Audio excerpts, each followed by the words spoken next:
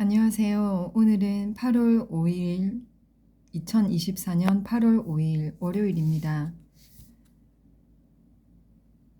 저는 지금 퇴근 후에 저녁 식사를 하고 낭독을 해보려고 책상에 앉았습니다. 불교의 근본 원리로 보는 반야심경, 금강경 읽기, 김윤수. 읽어보기를 시작하겠습니다.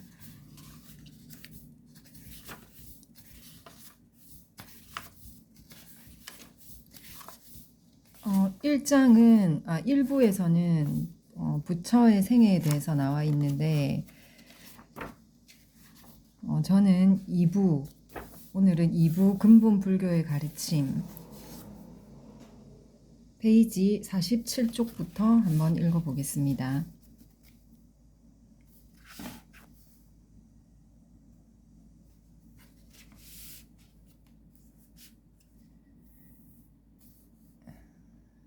제1장 12연기와 사성제의 개관.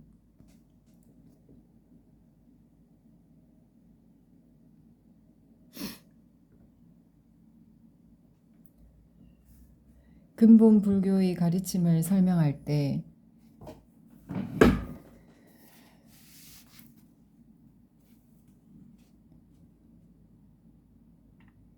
무엇부터 시작할 것인지를 결정하기는 쉽지 않은데 여기에서는 12연기에 의하여 실마리를 풀어보기로 한다.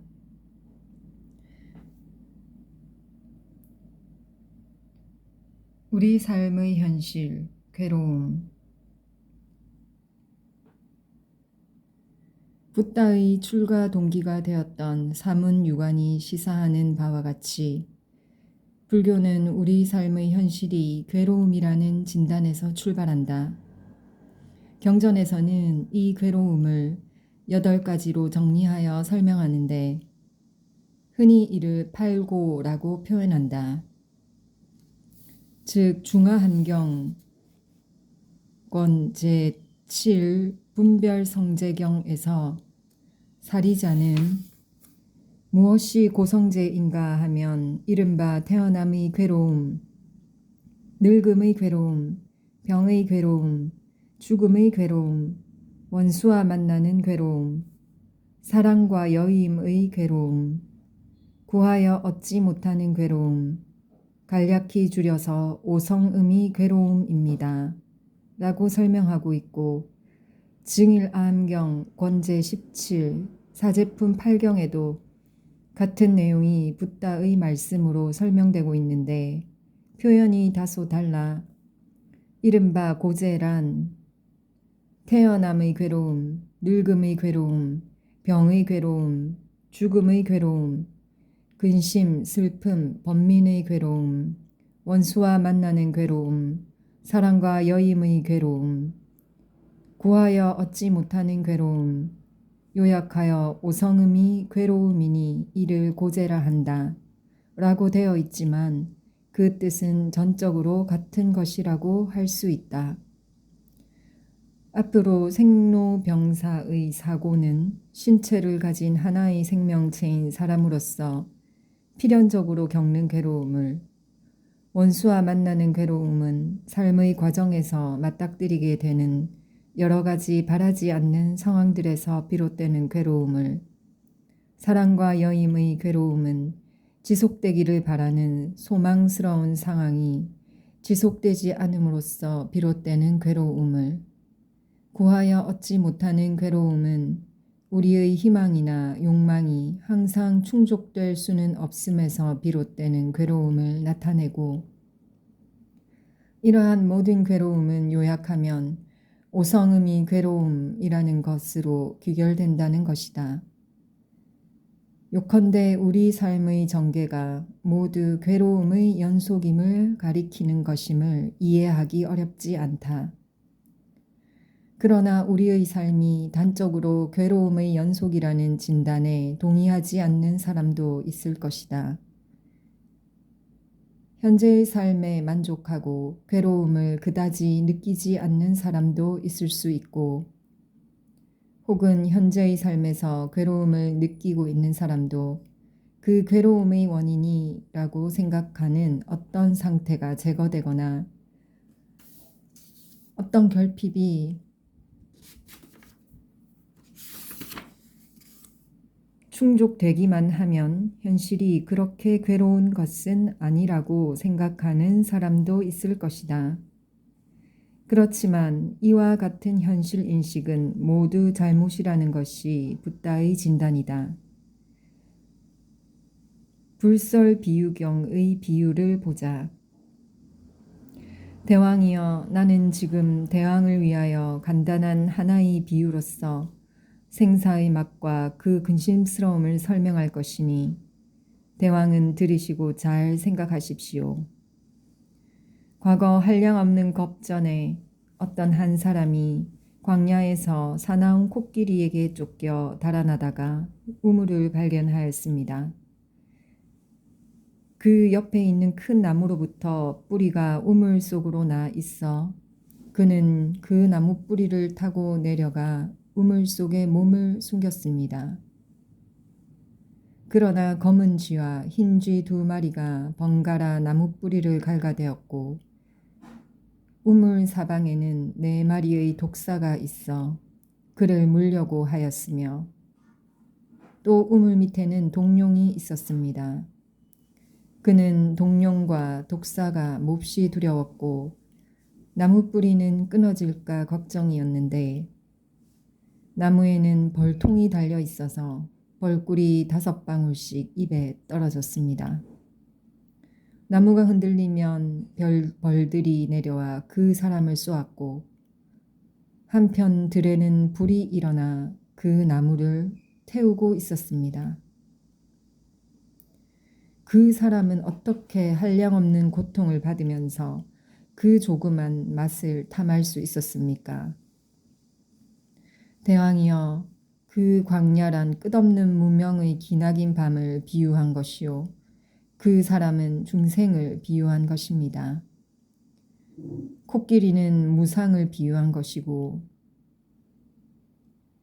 우물은 생사를 비유한 것이며 그 험한 언덕의 나무 뿌리는 목숨을 비유한 것이고 검고 흰 쥐 두 마리는 낮과 밤을 비유한 것이며 나무 뿌리를 깎는다는 것은 순간순간 목숨이 줄어드는 것을 비유한 것이고 네 마리의 독사는 사대를 비유한 것이며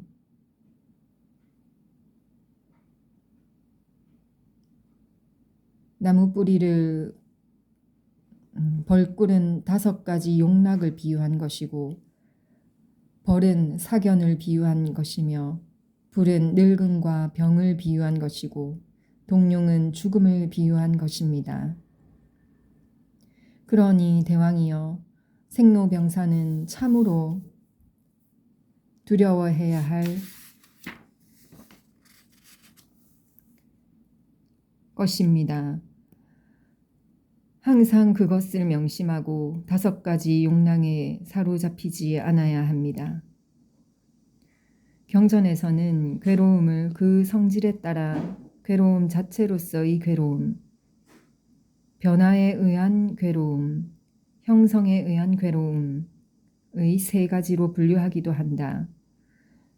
괴로움의 상황을 맡고 있는 사람은 현재 그 괴로움 자체를 겪으면서 괴롭다. 그렇지 않고 현재 괴로움을 느끼지 않고 만족스러운 상태에 있는 사람이라 하더라도 그 만족스러운 상태는 결코 영원히 존속할 수 없고 따라서 그것이 변화하면서 곧 괴로움을 겪게 될 것이다. 그러나 무엇보다도 사람은 누구나 늙고 병들고 죽는 괴로움에서 벗어날 수 없다. 이것은 누구도 피할 수 없는 근원적인 괴로움이라는 것이다. 그렇다면 이와 같은 괴로움은 영원히 벗어날 수 없는 것일까? 붓다의 출가와 구도는 여기에 초점이 맞추어져 있는 것이다. 괴로움의 근원과 소멸.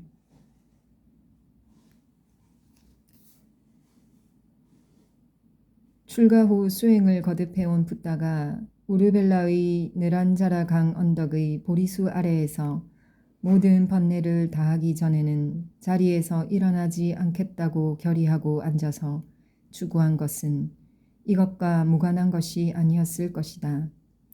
그 결과 마침내 그 자리를 일어나지 않은 채 번뇌가 다하여 병이 없고 늙음과 죽음이 없으며 근심이 없고 더러움도 없는 위 없이 안온한 열반을 얻고 무상정 등각을 이루었다 함은 앞서 보았다. 그러면 그것이 과연 무엇이었는지 우선 간략히 살펴보기로 하자. 자바함경 권제 12 성읍경에서 붓다께서 비구에게 다음과 같이 말씀하셨다고 한다. 나는 과거 아직 정각을 이루지 못했을 때를 기억한다. 혼자 어느 고요한 곳에서 선사하면서 이렇게 생각하였다. 어떤 법이 있기 때문에 노사가 있고 어떤 법을 조건으로 하여 노사가 있는가라고. 곧 바르게 사유하여 여실한 지혜가 생겼다. 태어남이 있기 때문에 노사가 있고 태어남을 조건으로 하여 노사가 있다. 이와 같이 존재, 취착, 가래, 감수, 접촉, 유깁처, 명색에 있어서 어떤 법이 있기 때문에 명색이 있고 어떤 법을 조건으로 하여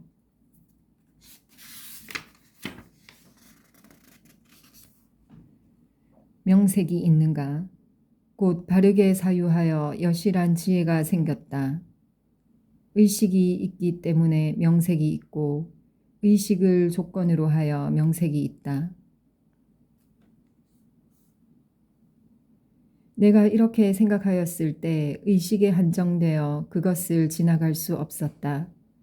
말하자면 의식을 조건으로 명색이 있고 명색을 조건으로 유깁처가 있으며 유깁처를 조건으로 접촉이 있고 접촉을 조건으로 감수가 있으며 감수를 조건으로 가래가 있고 가래를 조건으로 취착이 있으며 취착을 조건으로 존재가 있고 존재를 조건으로 태어남이 있으며 태어남을 조건으로 노병사, 근심, 슬픔, 번민, 괴로움이 있으니 이와 같이 순전한 큰 괴로움의 무더기가 모였다.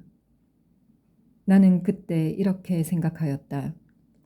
어떤 법이 없기 때문에 노사가 없으며 어떤 법이 사라지면 노사가 사라지는가? 곧 바르게 사유하여 여실한 지혜가 생겼으니 태어남이 없으면 노사가 없고 태어남이 사라지면 노사가 사라진다.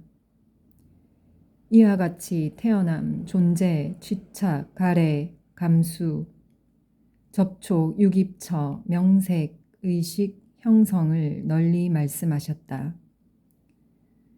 나는 다시 이렇게 생각하였다. 어떤 법이 없기 때문에 형성이 없고 어떤 법이 사라지면 형성이 사라지는가? 곧 바르게 사유하여 여실한 지혜가 생겼으니 무명이 없기 때문에 형성이 없고 무명이 사라지면 형성이 사라진다. 형성이 사라지면 의식이 사라지고 의식이 사라지면 명색이 사라지며 명색이 사라지면 유깁처가 사라지고 유깁처가 사라지면 접촉이 사라지고 접촉이 사라지면 감수가 사라지며 감수가 사라지면 가래가 사라지고 가래가 사라지면 취착이 사라지며 취착이 사라지면 존재가 사라지고 존재가 사라지면 태어남이 사라지고 태어남이 사라지면 노병사, 근심, 슬픔, 번민, 괴로움이 사라진다. 이와 같은 순전한 큰 괴로움의 무더기가 사라진다. 네.